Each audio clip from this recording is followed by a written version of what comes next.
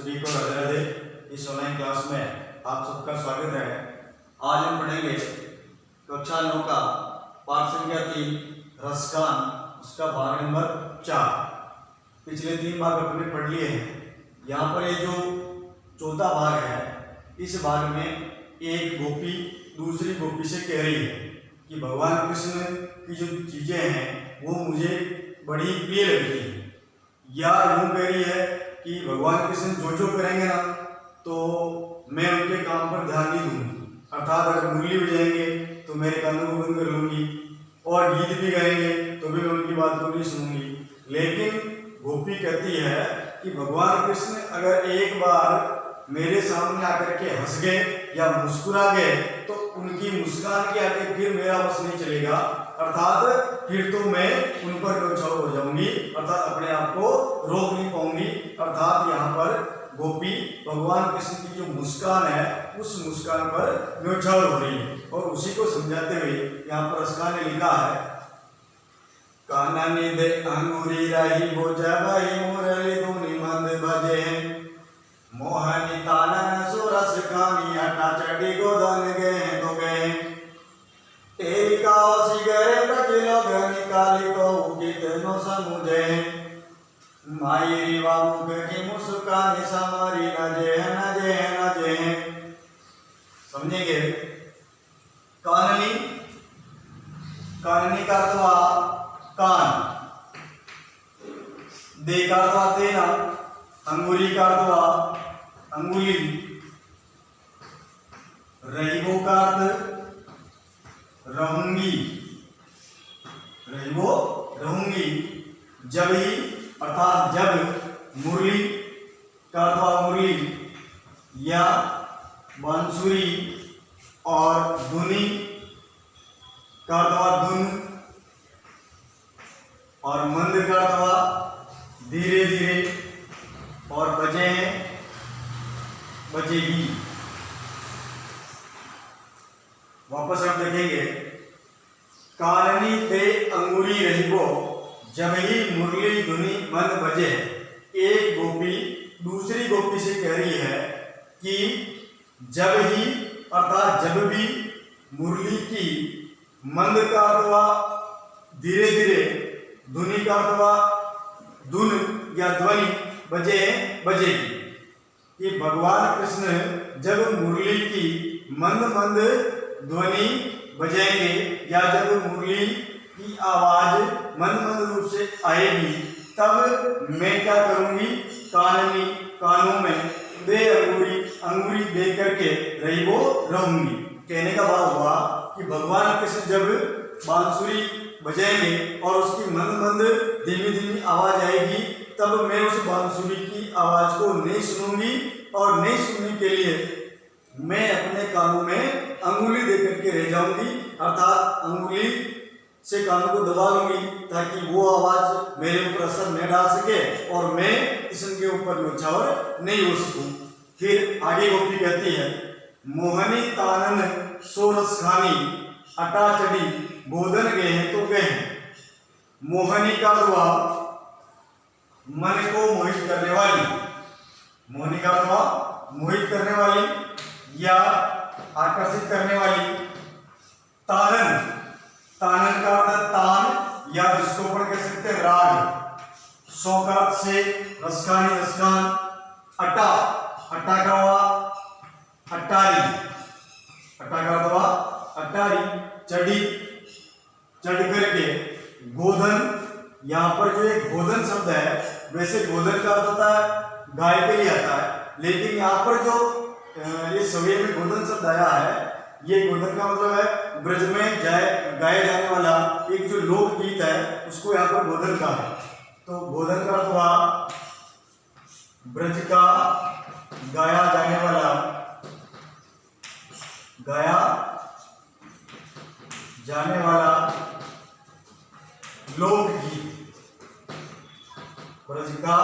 गाया जाने वाला लोकगीत, ये हुआ गोधन। गेह का गाय, गेह का मतलब गाय का गाना, सुनाना। गेह तो गेह, गाय तो गाय। अब देखो वो गोपी क्या करी कि भगवान कृष्ण जब मुरली की मनमन ध्वनि बजाएंगे तब तो मैं मेरे कानों में अंगुली दे करके रह जाऊंगी, अर्थात बांसुरी का असर मैं अपने आप पर नहीं पड़ने दूंगी। फिर कह रही है कि मोहनी तान अर्थात मन को मोहित करने वाली जो तान अर्थात राग है, मन को मोहित करने वाली जो राग है अर्थात जो बांसुरी बजती है तो बांसुरी की जो आवाज होती है उस आवाज से मन मोहित हो जाता है। अब मन को मोहित करने वाली जो तान है उस तान को रसखानी अर्थात रसखान कह रहे हैं कि वो गोपी कह रही है कि रसखान कह रहे हैं कि मन को मोहित करने वाली जो तान है उस तान को अट्टारी पर चढ़ करके गोधन ब्रज में गाए जाने वाला गीत गए हैं तो गए। कहने का अर्थ हुआ कि भगवान कृष्ण अगर किसी अट्टारी पर चढ़ करके ब्रज में गाए जाने वाला जो गीत होता है उस गीत को चाहे कितना ही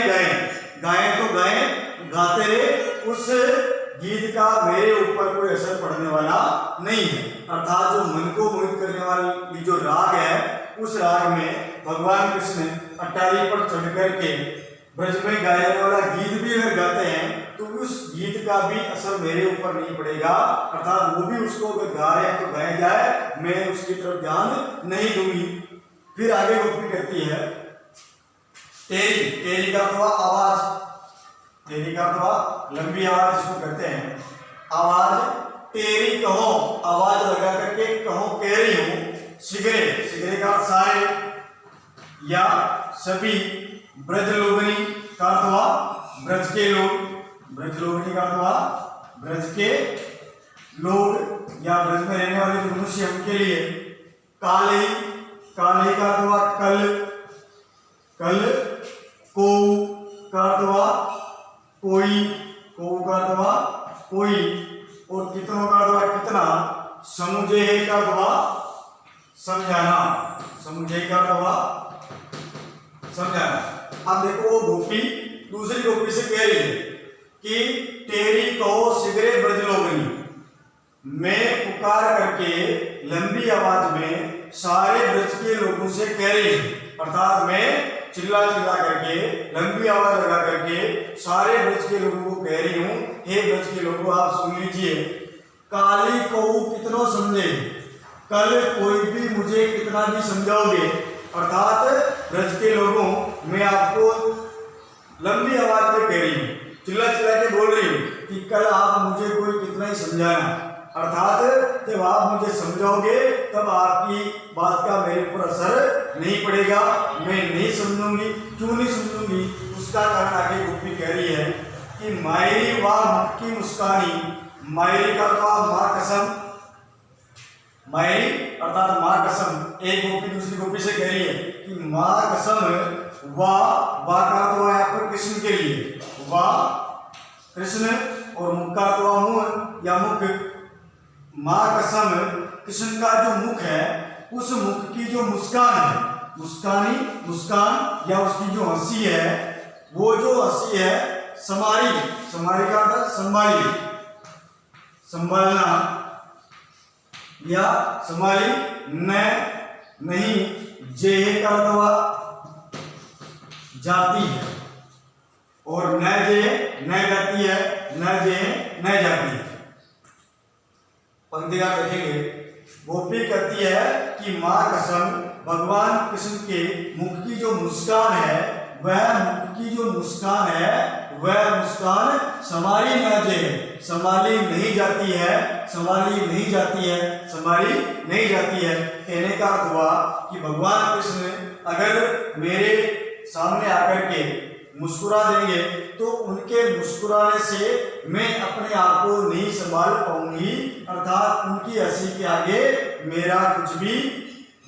नहीं चलेगा, या उनकी हंसी के आगे मैं अपने आप को रोक नहीं पाऊंगी और मैं उनके अधीन हो जाऊंगी। कहने का भाव सुनाया होगा कि गोपी कहती है कि इन ऊपर 3 पंक्तियों में तो कहा है कि भगवान कृष्ण चाहे कुछ भी करे लेकिन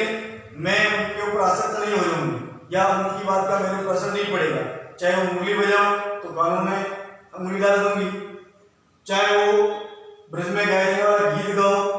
तो भी मन को मोहित करने वाला गीत होता है, 28% करके गाओ तो गाते रहो, विषय मेरा कोई से पढ़ने वाला नहीं, अर्थात मैं उचित नहीं हूँ, मेरा ध्यान उधर नहीं जाएगा। पर गोपी कहती है कि इन दो बातों का असर तो नहीं पड़ेगा, लेकिन सारे ब्रज के लोगों को मैं कह रही हूँ, कल आप मुझे कितना ही समझाना, मैं समझने वाली नहीं हूँ। क्यों? क्योंकि जब भगवान कृष्ण की मुख की जो मुस्कान मेरे सामने आएगी, अर्थात भगवान कृष्ण जब मुस्कुराते हुए मुझे दिखेंगे, तो उनकी जो मुस्कान है, उनकी जो हंसी है, उनके आगे मैं अपने आप को नहीं रोक पाऊंगी, नहीं संभाल पाऊंगी, और वह मेरे से संभाली नहीं जाती है, अर्थात मैं उनके ऊपर न्यौछावर हो जाऊंगी। अब अभी आपने ये जो सविया है इसको पढ़ा है, तो पढ़ने के बाद इसके अपने शब्दार्थ भी करे हैं, एक एक शब्द को अपने देखा है और इसका अर्थ करा है, और तभी इसका अपना भावार्थ निकला है। तो ये शब्दार्थ मैंने यहाँ पर लिखे हैं, इन शब्दार्थों को भी आप अपने उत्तर पुस्तिका में लिखेंगे और उसको याद करेंगे, तो आपको जिसका हिंदी अर्थ होता है उसको पढ़ने में सुविधा रहेगी। दूसरा, शब्दार्थ अगर समझ में आ गए हैं तो, और अर्थ भी आपको बताया गया है, तो ये भी आपको ध्यान में आ गया होगा। तो इसका जो हिंदी अर्थ है या जो सरलार्थ है, ये भी आप एक बार इस वीडियो को जो पढ़ाया गया है उसको देखेंगे, समझेंगे, और फिर इसका जो सरलार्थ है या हिंदी अर्थ है वो भी अपनी उत्तर पुस्तिका में लिखने का प्रयास करेंगे। सभी को राधे राधे।